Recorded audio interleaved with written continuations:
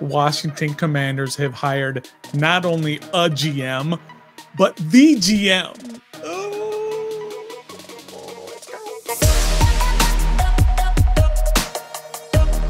Greetings and salutations, and welcome to this Commanders News Alert here on Ref the District. I am the Stoner. We are a proud member of the Believe Network. Appreciate all of you checking in to this exciting news here in Commanders land. If you haven't already, hit that like button, hit that subscribe button. If you're listening on audio, make sure you leave a rating and review so that the word gets out about Ref the District. Again, appreciate all of you all checking in on this historic day here with the Washington Commanders. It is now official. The Washington Commanders have signed Adam Peters as their general manager. Adam Peters, of course, comes from San Francisco, where he was the assistant GM. And we've got a lot to talk about here, a lot of exciting stuff to talk about with Adam Peters. We're going to talk about who is Adam Peters, what his bona fides are, basically what has he done during the course of his career to get him to this point to not only be in this position to get the job, but to have everybody excited about this particular job. We're going to talk about the significance of this particular hire here in Washington, because it is very significant. And then we're going to talk about basically what he has to work with and, you know, what's next down the line, what comes up here for Washington in the future. And, you know, if you had looked probably a few weeks ago and you were trying to figure out who do you think Washington is going to hire for their next GM, well, the betting line was he was probably the betting favorite for most of that. You know, him, and it was reported last night, he and Ian Cunningham were kind of the two finalists for that. And so if you'd gone out there to, I don't know, let's say bet online to get in on that action and the lines, you could have bet on that. But, you know, the NFL playoffs are right around the corner. Hello, tomorrow. NBA season is in full swing. Bet online has you covered with all of the up-to-second odds, news, and scores. Additional odds, lines, trends, and all that on your desktop and mobile. You can access the world's best wagering information anytime. Head there today to get in the action and see all the updated odds. Remember to use the promo code BELIEVE, B-L-E-A-V, to receive your 50% welcome bonus on your first deposit. Bet online, where the action starts. Yo, let's get into this already. First of all, who the heck is Adam Peters? Now, of course, we've heard a lot about him in the last few months because he has been rumored to be on the short list for the Commanders. So there's 5 or 6 people on that short list, and he seemed to be the most attractive. Why? Because of what he's done in the past. So let's get into that. First of all, he's only 44 years old. So he's on the younger side. He's not some boy wonder in terms of you're going to hire him at 30 years old, a la like Sean McVay is a head coach or some other executives. But that's good. 44 years old, which means he's still young and energetic, but he still also has a lot of experience. What kind of experience does he have? He spent 6 years in New England as a scout. He spent 5 years in Denver as a scout. Then he started going up that promotion world. Can't even get it out. I'm so excited. I can't even get it all out. Then he was promoted to director of college scouting with the Broncos. After that, the 49ers came calling. So he headed out to San Francisco, where he was hired as vice president of player personnel. Then just a couple of years ago in 2021, I guess that's now 4 years ago. Oh my God, I can't believe it. 3 years ago. Can't even do math. He was promoted all the way up to assistant general manager under John Lynch there in San Francisco. So he's got bona fides. He's been grinding, and all he did was get promoted each and every time right up the ladder. And so he has everything that you would want in a general manager. And let's look at some of his background, some of his successes, really, because there's a lot to look at. There's a lot. You're going to want to hear these successes that Adam Peters has had in his career. In 21 years in a front office role, he's had 6 Super Bowl appearances in 21 years. I mean, that's once every 3 years, 3 to 4 years. He's getting to a Super Bowl. The team that he is a part of in terms of scouting and drafting and signing and all that. He's won 3 Super Bowls in his time. He's got a chance, really, even though he's already been hired by Washington. That's San Francisco is still part of his resume. He could have 4 Super Bowl wins. They're the number 1 seed for a reason. And he's won 13 divisional titles. 13 divisional titles in 21 years when he's been part of an organization. That, my friends, is what you call success. Well, let's get specific on certain players that he has drafted. Let's just go back to San Francisco time since he became assistant general manager in 2017 is when he became vice president of player personnel. So let's go back to 2017 and look at all of the hits that he's had. First of all, he's had 5 first-team All-Pros. 5 first-team All-Pros that he's drafted. Bosa. Nick Bosa. You know, he was a first-round pick, kind of expected, number 2 overall. But he hit first-team All-Pro. And again, don't get confused on what All-Pro and Pro Bowl is. Pro Bowl, that's fan voting and all this. All-Pro means you are the best at that position in the entire NFL. So you got Bosa, who's been there. Deebo Samuel, who was drafted in the 2nd round. 36 overall, I believe, early 2nd round. Fred Warner, who was drafted in the 3rd round. George Kittle, who was drafted in the 5th round. And Hufanga, who's also drafted in the 5th round. Those are just some of the guys he's drafted that have become all pros. Think of all those that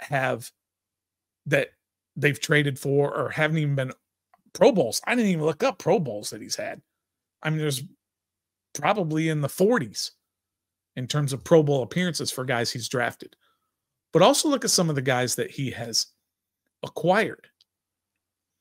He acquired Trent Williams, first-team All-Pro. He acquired Christian McCaffrey, first-team All-Pro. Now, again, he's he is assistant general manager, but he's that guy who, who speaks directly to GM John Lynch. So you have to give him credit for what he has done. And then also I said Christian McCaffrey and Trent Williams. Don't forget the draft of Brock Purdy. He was on record as loving that draft pick. I don't give people credit for 7th round picks hitting. That's just lucky. You didn't draft him to be your guy, but he drafted him and he's the guy now.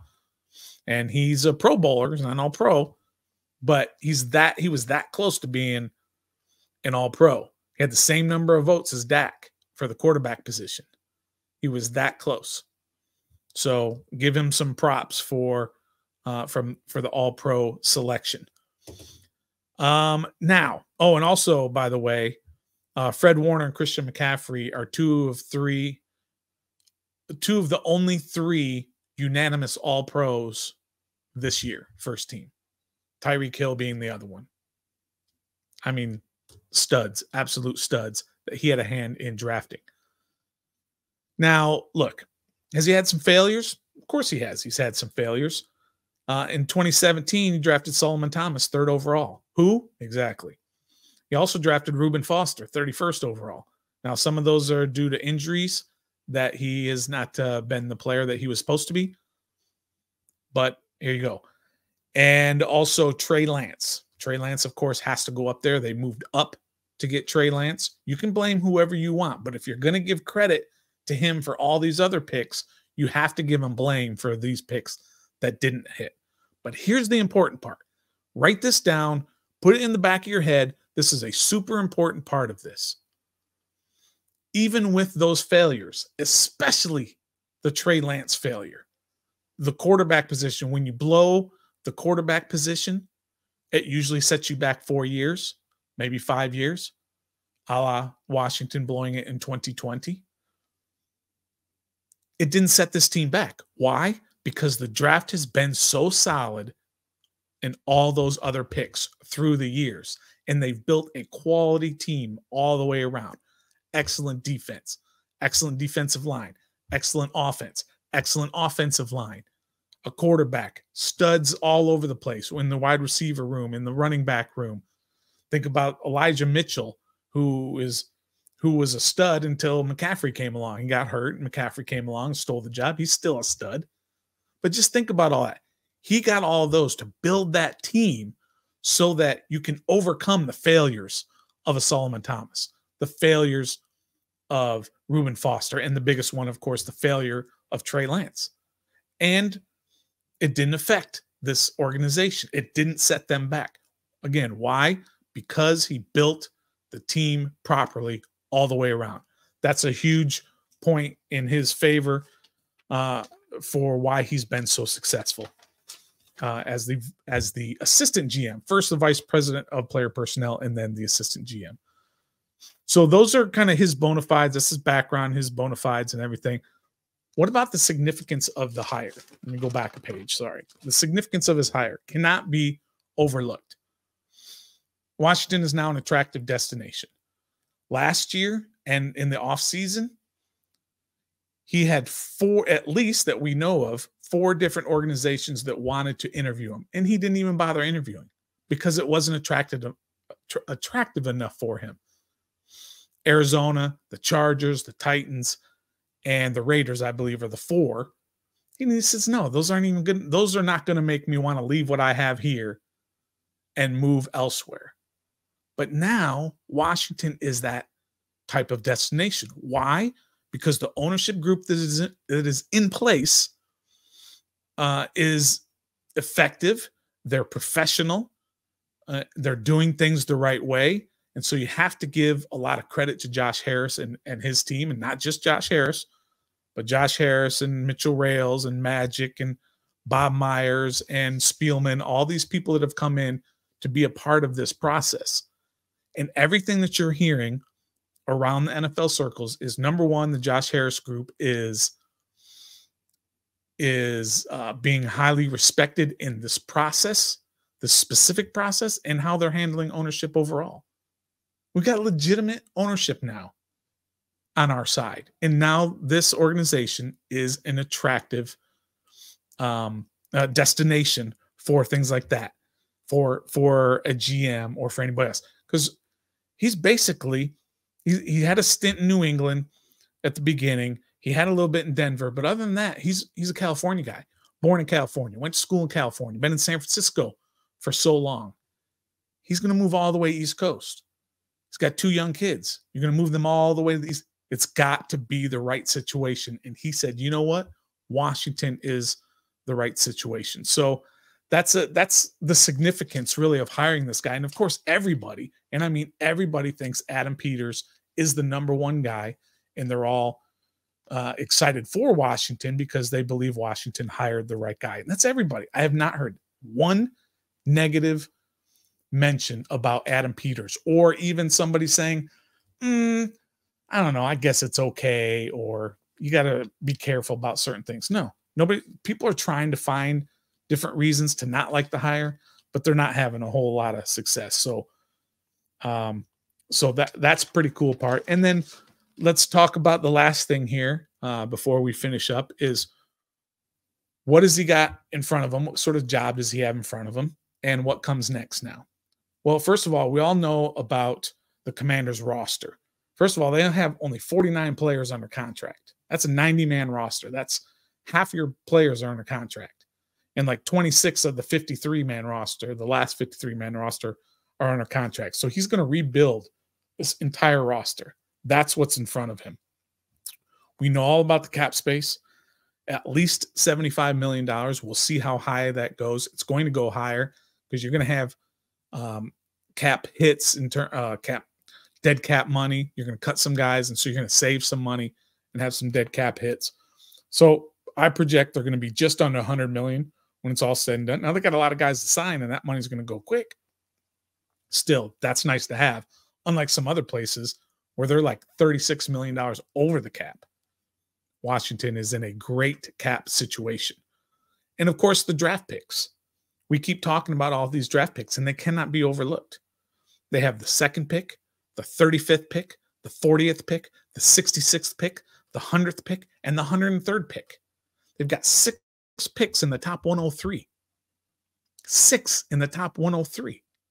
Now, part of that is from the Chase Young and Montez Sweat trades. Well, whatever. You got rid of them and you brought it. You've got all of these draft picks now.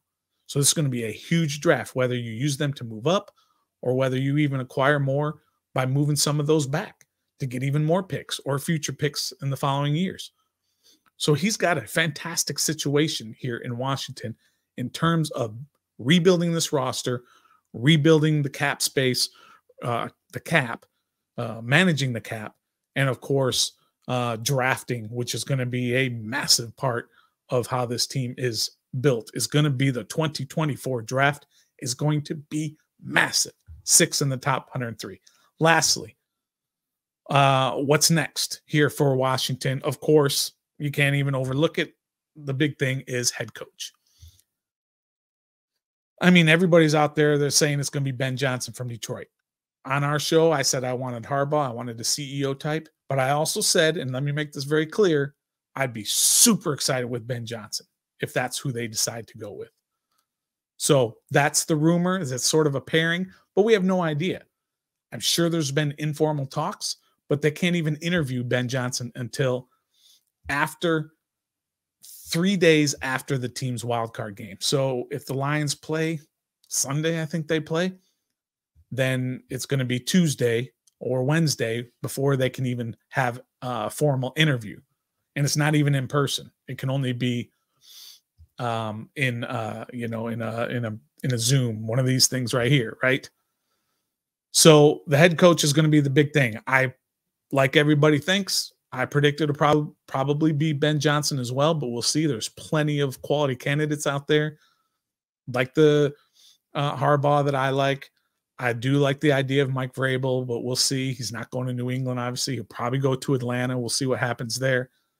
Anthony Weaver, Raheem Morris, Mike McDonald, Bobby Slowick. There's all those choices out there. I think it's going to be Ben Johnson. So that's obviously upcoming next. But we'll see. We'll see how all this turns out. But no matter what, it's a fantastic day here for Washington as, again, they have signed they've agreed to a deal with Adam Peters to be the GM of the Washington Commanders. Oh, also, what does that mean for the rest of the folks who are still in Washington? And when you think about it, the GM right now is Martin Mayhew, and they just hired a GM, and they say they're going to evaluate all the staff. Don't overthink it. Everybody's gone. They're not going to hold on to Mayhew, Hurney, Eric Bieniemy, all these. It's going to be a clean slate.